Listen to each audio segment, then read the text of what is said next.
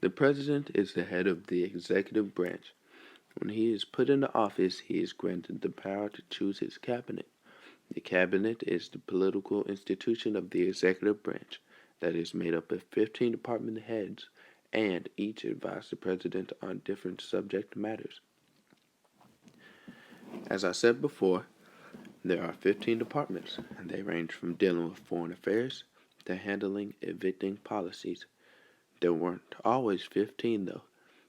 In this country's conception, there were only two departments: the Department of State, which deals with foreign affairs, and the Department of War, which of course legislates our armed forces. As this country matured, so did the cabinet.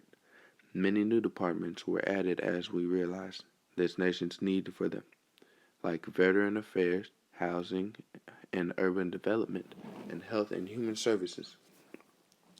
The Department of Treasury manages government revenue and taxes. The Department of Defense manages national security. The Department of Justice manages federal laws. The Department of Interior maintains conservation of natural resources.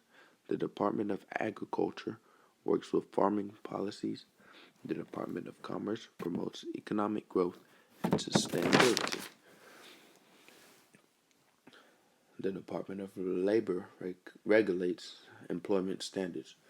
The Department of Transportation institutes and coordinates national transportation programs. The Department of Energy maintains national energy policies and nuclear weapons. Homeland Security responds to terrorists and natural disasters. The president has another set of advisors strictly about the military called the Joint Chiefs of Staff. So you have the 15 department heads, Joint Chiefs of Staff, and of course the Vice President. The question is, how do they influence the President? Well, it's really simple.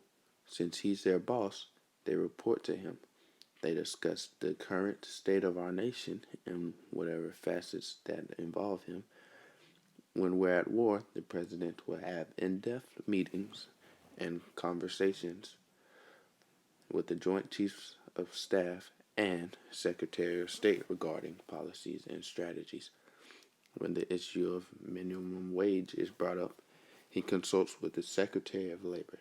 When the President needs updates, the state of the Senate, he talks to the Vice President. Without the White House staff, the President wouldn't be able to work as effectively as he does with his staff. Together, they all work for the betterment of our nation, and we're better off because of them.